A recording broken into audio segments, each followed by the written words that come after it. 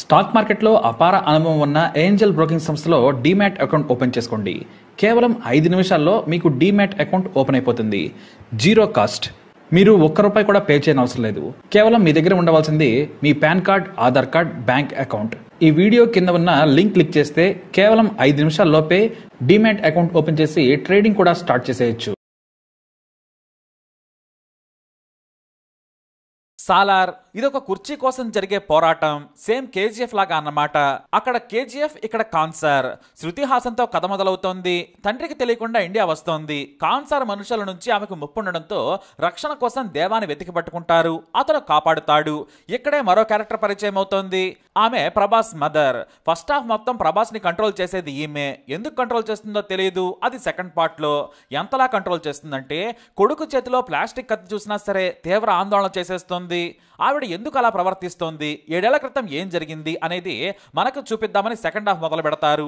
అంటే first half లో అసలు ఏమీ జరగదన్నమాట, ప్రభాస్ ఎలివేషన్స్ తప్ప.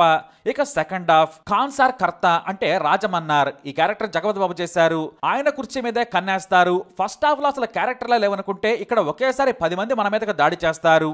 ఆ తర్వాత వీళ్ళంతా కలిసి మళ్ళీ పృథ్వీరాజ్ మీద దాడి చేయడంతో ప్రభాస్ కోసం బయలుదేరుతాడు పృథ్వీరాజ్. వాస్తవానికి ఇదంతా కూడా మనకి ట్రైలర్ లో అర్థమవుతుంది.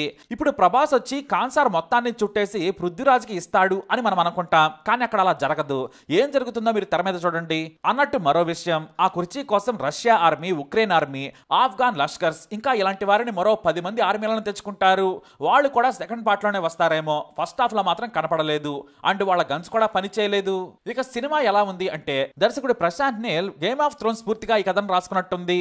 కేజీఎఫ్ అంటే ప్రేక్షకులకు ముందుగా గుర్తొచ్చేది కథ, కథనం కంటే హీరోయిజం. హీరోకు ప్రశాంత్ నీల్ ఇచ్చిన ఎలివేషన్లు మాస్ జనాలకు విపరీతంగా నచ్చేశాయి. 100 కోట్ల వసూలకు కారణం కూడా ఆ హీరోయిజమే. అయితే కేజీఎఫ్ లో అంతర్లీనంగా ఓ సోలుంది. చక్కటి కథ. ముఖ్యంగా మూల పాయింట్ కన్నతల్లి ప్రేమ.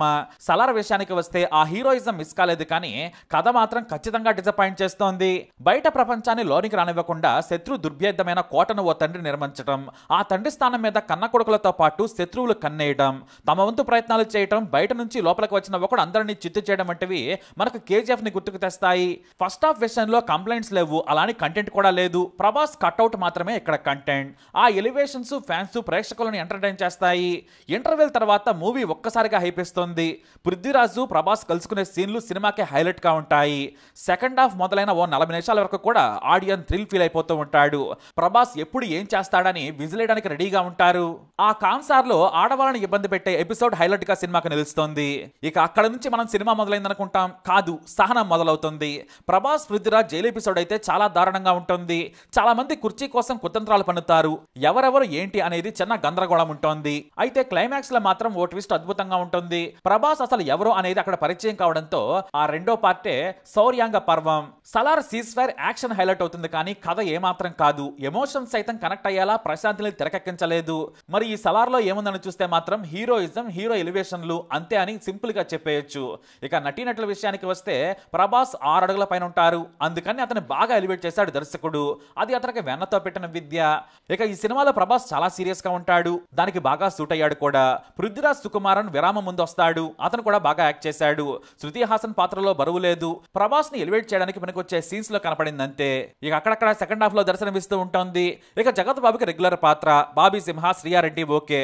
ఝాన్సీ, బ్రహ్మాజీ ఇంకో ముఖ్య పాత్రలో కనపడతారు. చివరగా ఈ సినిమా కేవలం ప్రభాస్ అభిమానులను మాత్రమే అలరిస్తుందని చెప్పాలి. ఎందుకంటే ఇందులో ప్రభాస్ ని ఎలివేట్ చేసే సన్నివేశాలు చాలా ఉన్నాయి.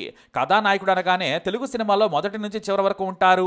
అలా చూస్తే ప్రభాస్ ఇందులో కనిపించేది తక్కువే. మొదటి 20 నిమిషాలు అసలు కనిపించడు. అలానే రెండో సగంలో కాస్త కనిపించినా కూడా డైలాగ్స్ అసలు ఉండవు. మొత్తంగానే లెక్కలేసుకుంటే 20 సార్లు కూడా మాట్లాడి ఉండడేమో ప్రభాస్. కథపై అంచనాలు వీలైనంత తక్కువగా పెట్టుకుని థియేటర్కి వెళ్తే చాలా మంచిది. లేదంటే తప్పకుండా డిసప్పాయింట్ అవుతారు. ప్రభాస్ అభిమానులకు, మాస్ జనాలకు మాత్రం నచ్చే చిత్రం ఇది. తల్లి కొడుకు కోసం అసలు ఎందుకు తపన పడుతోంది? శృతి హాసన్ ఎక్కడుంటే ప్రభాస్ కూడా అక్కడే ఉంటాడని ఓ లేడీ విలన్ అంటోంది. అలానే ఓ సీన్ లో ప్రభాస్ ని కాల్చి చంపేయమంటోంది లేడీ విలన్. విలన్. కానీ రష్యా నుంచి వచ్చిన ఆర్మీకి తెలుగు రాదేమో, వారు ఆ డైలాగ్ వింటారు కానీ ప్రభాస్ ని మాత్రం కాల్చరు. ఇలాంటి అనుమానాలు చాలా ఉన్నాయి. సరైన ఎండింగ్ లేదు. ఏదేమైనా ఇది పూర్తిగా ముగిసిన కథ కాదు, పార్ట్ 1 మాత్రమే. మిగిలిపోయిన చాలా ప్రశ్నలకు సమాధానాలు రెండో భాగంలో చూస్తే తప్ప సంపూర్ణంగా చూసిన ఫీలింగ్ రాదు. కాబట్టి ఈ సినిమాపై మనం పూర్తిగా జడ్జిమెంట్ ఇవ్వకూడదు. కానీ కేజీఎఫ్ ని దృష్టిలో పెట్టుకుని వెళితే మాత్రం దానిలో సగం కూడా సాటిస్ఫై అవ్వకపోవచ్చు. ప్రభాస్ కటౌట్ కి మాత్రమే ఇక్కడ న్యాయం జరిగింది. Salaar cease fire action drama అసలు కథ ముందుంది. ఫైనల్ గా మీ టికెట్ డబ్బులకి న్యాయం జరుగుతుంది కానీ మీ మనసుకు మాత్రం న్యాయం జరిగినట్టు అనిపించదు. మరి మీ అభిప్రాయం కూడా తప్పకుండా కమెంట్ ద్వారా తెలియజేయండి. ఈ వీడియోని లైక్ చేయండి, షేర్ చేయండి, మా ఛానల్ని సబ్స్క్రైబ్ చేసుకోండి.